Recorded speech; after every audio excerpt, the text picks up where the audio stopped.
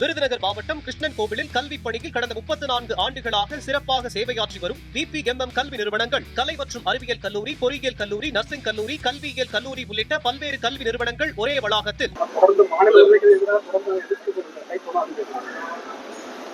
நிர்வாக ரீதியாக மத்திய அரசோடு இதுவரைக்கும் ஒன்றிய அரசை எதிர்த்து தாவேகா அரசில் இருக்கக்கூடியவர்களோ முதலமைச்சரோ அமைச்சர்களோ எந்த கேள்வியும் எழுப்பியதாக எனக்கு நினைவில் இல்லை.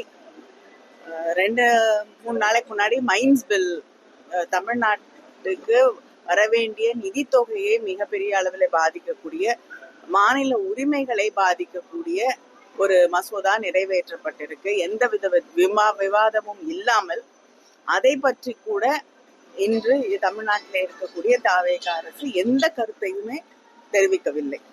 அதனால அவங்கள எதிர்ப்போம்னு சும்மா வாய் வார்த்தையாக சொல்கிறார்களே தவிர தமிழகத்தை பாதிக்கக்கூடிய, தமிழ்நாட்டை பாதிக்கக்கூடிய பிரச்சனைகளை கூட எதிர்த்து எதையுமே பேசுவதில்லை என்பதுதான் உண்மை. காலை உணவு திட்டம் வந்து 8ஆம் வகுப்பு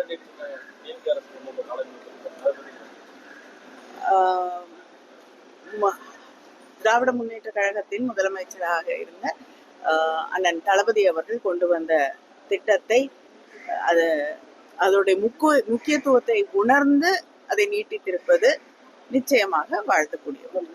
அமைச்சர்கள் வந்து அதிமுகவும் திமுகவும் கூட்டணி தொடர்ச்சியாக சொல்லிட்டு இருக்காங்க. அவங்களுடைய கனவு வேணா அதுவா இருக்கலாம், ஆனா நிச்சயமா எந்த காலத்திலையும் அதற்கு வாய்ப்பு இல்லை. இதுவரைக்கும் தொடர்ந்து இப்படிப்பட்ட குற்றச்சாட்டுகள் வந்து கொண்டிருக்கிறது. தூத்துக்குடியிலேயே இது 3வது குற்றச்சாட்டு என்று நான் நினைக்கிறேன். தொடர்ந்து இந்த குற்றச்சாட்டுகள் வந்து கொண்டிருந்தாலும் அவர்கள் மீது வழக்கு போடுவதோ சம்பந்தப்பட்டு இருக்கக்கூடியவர்கள் கைது செய்யப்படுவதோ கிடையாது. தமிழ்நாடு முழுவதுமே பெண்களுக்கு எதிரான குற்றங்கள், பொதுவான குற்றங்கள் அதிகரித்து கொண்டே வருகிறது. மாணவர்களுக்கு பள்ளியிலே படிக்கக்கூடியவர்களுக்கு கூட பாதுகாப்பு இல்லாத ஒரு சூழலை நாம் பார்த்து கொண்டிருக்கிறோம். ஆனால் அரசு இதற்கு எந்த நடவடிக்கையும் எடுப்பதில்லை.